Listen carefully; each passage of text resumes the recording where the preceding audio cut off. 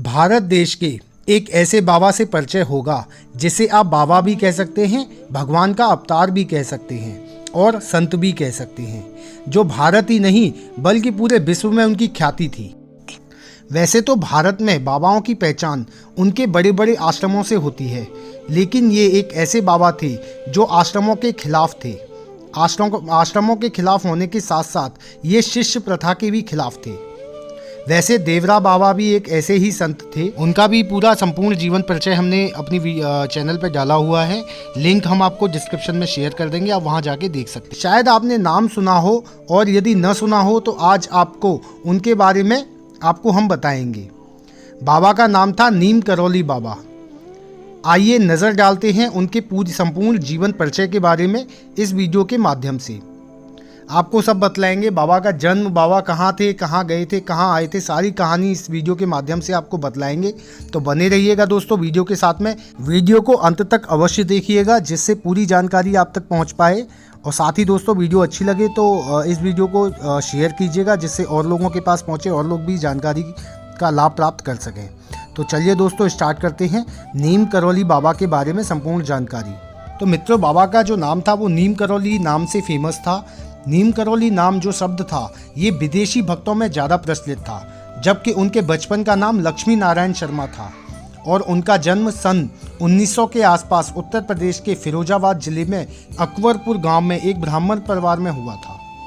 पिता का नाम श्री दुर्गा प्रसाद शर्मा था और बाबा को कई नामों से जाना जाता था, जिनसे जुड़ी रोचक कथाओं के बारे में हम आपको आगे जानकारी देंगे।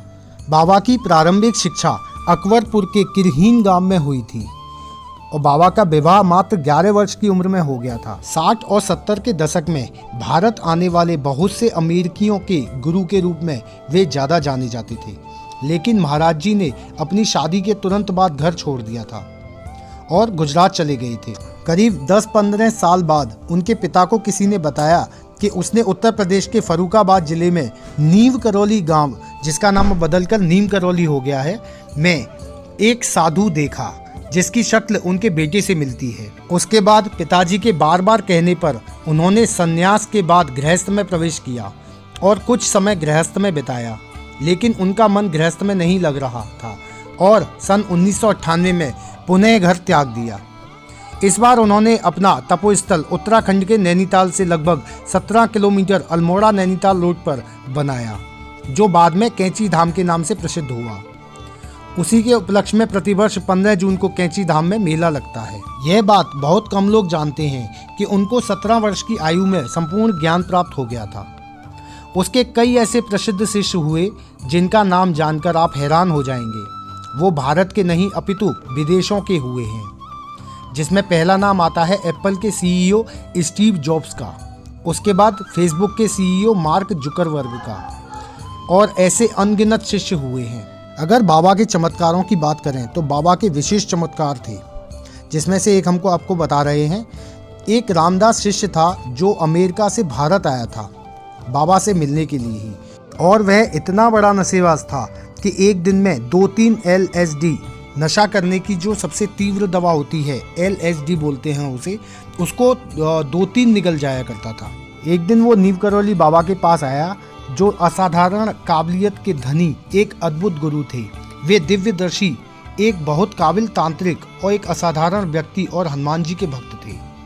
वो बाबा के पास आया और बोला कि मेरे पास एक असली माल है जो स्वर्ग का आनंद देता है, आप इसे खाएं तो ज्ञान के सारे दरवाजे खुल जाते हैं।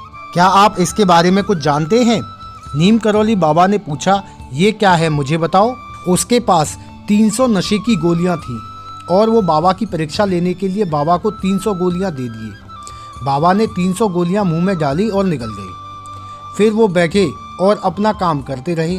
रामदास वहाँ इस उम्मीद में बैठा रहा कि ये आदमी अभी मरने वाला है, मगर नीम करौली बाबा पर नशीली दवाओं का कोई भी असर नहीं दिखा। वो काम करते रहे। उनका मकसद बस रामदास को ये बताना था कि तुम एक फालतू सी चीज़ पर अपना जीवन बर्बाद कर रहे हो, ये चीज़ तुम्हारे किसी काम नहीं आने वाली। फिर रामदास बाबा का शिष्य बन गया और उसने बाबा पर एक किताब लिखी जिसका नाम मिडनाइट विद द मिस्टिक है, जिसमें उसने इस चमत्कार का जिक्र किया है। बाबा पूरे भारत में भ्रमण करते रहे और वे कई नामों से प्रसिद्ध हुए, जिनमें से उनके कुछ नाम तलैया बाबा, तलैया वाला बाबा, हांडी वाला बाबा, लक्ष्मण दास, तिकोनिया वाला बाबा, चमत्कारी बाबा आदि नामों से भक्त उनको पुकारते थे। भारत भ्रमण के दौरान बाबा अपने भक्तों को संदेश देते रहे और उस दौरान उन्होंने कई ऐसे चमत्कार किए कि उनकी ख्याति पूरे भारतवर्ष में फैल गई। उनकी कई ऐसी रोचक कथाएं या चमत्कार हैं, जिसमें से बड़ी ही अद्भुत कथा हम आपके सामने बता रहे हैं। एक बार बाबा ट्रेन से यात्रा कर रहे थे और उनके पास टिकट नहीं था। जब टीटी टिकट चेक करने के लिए आया और बाबा से बोला कि टिकट दिखाओ, तो उन्होंने मुस्कुराते हुए कहा कि मेरे पास टिकट नहीं है। तब टीटी बाबा को ट्रेन से उतार देता है। ट्रेन से बाबा उतर के प्लेटफॉर्म के एक खंभे से टिक कर बैठ जाते हैं। उसके बाद ट्रेन चलने के लिए झंडी दिखाई जाती है, लेकिन ट्रेन आगे नहीं बढ़ती। फिर पुनः प्रयास किया जाता है और उसके इंजन में कुछ रिपेयरिंग भी की जाती है, तब भी ट्रेन आगे नहीं बढ़ती। ये सिलसिला बहुत देर तक चलता रहा। उसके बाद टीटी को ये याद आया कि जब से मैंने इस बाबा को उतारा है, तब से ट्रेन आगे नहीं बढ़ रही है। तब टीटी प्लेटफॉर्म पर बैठा बाबा के पास जाता है और बाबा से क्षमा मांगता है और बाबा को ट्रेन में बैठने के लिए कहता है। बाबा के ट्रेन में बैठने से पहले टीटी को एक शर्त स्वीकार करने के लिए कहते हैं और वो शर्त होती है कि अब आगे से किसी ऐसे साधु या बाबा को जो बिना टिकट होगा, उसे ट्रेन से नहीं उतारा जाएगा। ये शर्त टीटी द्वारा स्वीकार कर लेने के बाद बाबा ट्रेन में बैठते हैं।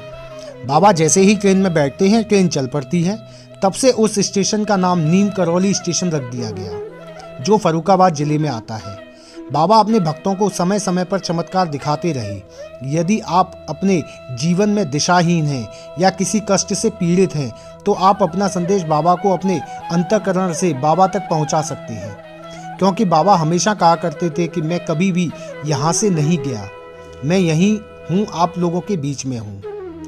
नीम करौली बाबा के कुछ विचार हैं, जैसे बाबा ने एक भारतीय लड़की से 4 बार पूछा कि तुम्हें आनंद पसंद है या दुख। हर बार लड़की ने जवाब दिया कि मैंने कभी आनंद महसूस ही नहीं किया महाराज जी, बस दुख ही मुझे महसूस हुआ है। आखिर में महाराज जी बोले, मुझे दुख पसंद है, ये मुझे भगवान के पास ले जाता है। भारत में योग लोगों की रगों में बहता है। अगर आप अपनी मौत के समय एक आम की इच्छा करेंगे तो आप कीड़े के रूप में जन्म लेंगे। अगर आप असली सांस की भी इच्छा रखेंगे तो आप दोबारा जन्म लेंगे। अगर आपको नैनीताल के कैंची धाम में जाने का अवसर मिले तो वहाँ हनुमान जी के पीछे, मंदिर के पीछे एक नदी बहती है। आप वहाँ कुछ समय बिताएं और बाबा को महसूस करें, तो बाबा आपको अपने होने की अनुभूति जरूर महसूस कराएंगे। उत्तराखंड के नैनीताल जिला मुख्यालय से 31 किलोमीटर दूर है, जहां आपको साधन सुगमता से मिल जाएंगे। यदि आप दिल्ली से यात्रा तय करते हो तो नैनीताल के पास काठगोदाम रेलवे स्टेशन है, वहां से आप आसानी से ऑटो या बस से कैंचीधाम पहुंच सकते हैं। और यदि आप हवाई मार्ग से जाना चाहते हो तो पंतनगर सबसे निकट एयरपोर्ट है, जो कैंचीधाम से 72 किलोमीटर की दूरी पर स्थित है। नीम करौली बाबा ने अपने जीवन के अंतिम समय को वृंदावन में बिताया और वो 11 सितंबर 1973 को अपना शरीर वृंदावन के आश्रम में त्याग दिए। ये आश्रम वृंदावन की परिक्रमा मार्ग में स्थित है, जो अटल्ला चुंगी के निकट में है। आप कभी वृंदावन जाएं तो उस आश्रम में जा सकते हैं, वहाँ बाबा की समाधि स्थल है। नीम करौली बाबा के भक्त जो हमेशा उनके निकट रहते हैं, वो बाबा को हनुमान जी का अवतार मानते हैं। इस बात की पुष्टि इस कहानी से होती है। एक कहानी हम आपको बता रहे हैं। एक बार बाबा अपने आश्रम में बैठे हुए थे, तभी वो अपने एक भक्त से बोले कि जा रामायण उठाकर ला। उनका भक्त दौड़कर रामायण उठा लाया। उसके बाद बाबा बोले कि मेरी वो कहानी पढ़ जब मैं माता जानकी से मिलने अशोक वाटिका में गया था। तब भक्त रामायण के लंका कांड में से अशोक वाटिका का वो सारा दृश्य चौपाइयों के रूप में बाबा को पढ़कर सुनाने लगा और बाबा आंखें बंद करके बड़े ही शांत मन से सुनते हुए रोने लगे। बाबा की यह दशा देखकर उसके आसपास के सभी लोग दंग रह गए और सभी बाबा को दंडवत प्रणाम करने लगे। तब से बाबा को हनुमान जी का अवतार कहा जाने लगा। और कहा भी क्यों न जाए, यह कथा पढ़ने के बाद तो आप भी यही मानने लगे होंगे कि बाबा वास्तव में श्री हनुमान जी महाराज के ही अवतार थे। नीम करौली बाबा द्वारा कई ऐसी बातें कही गई जो समाज के लिए प्रेरणा स्रोत हैं, जिसमें से आपको जो सबसे अच्छी लगेगी वो यह है कि ईश्वर के प्रेम को छोड़कर सब कुछ अस्थायी है। तो मित्रों, ये थी कुछ जानकारी नीम करौली बाबा के बारे में, उनका जीवन परिचय जो हमने इस वीडियो के माध्यम से आपको बतलाया है। आपको अगर बाबा की कोई बात याद हो या आपकी जहन में हो तो आप हमें कमेंट के द्वारा बताएं, हम उसको अपनी वीडियो में बताएंगे, जिससे और लोगों को भी बाबा के अनसुने चमत्कारों के बारे में पता लग सके। तो इस वीडियो में फ़िलहाल इतना ही है मित्रों। वीडियो अच्छी लगी हो तो अपने मित्रों के साथ शेयर करना ना भूलें, जिससे और लोग भी वीडियोस का ज्ञान प्राप्त कर सकें। तो चलिए दोस्तों, फिर मिलेंगे अगली वीडियो में। तब तक के लिए जय श्री कृष्णा, जय श्री राधे, नमस्कार।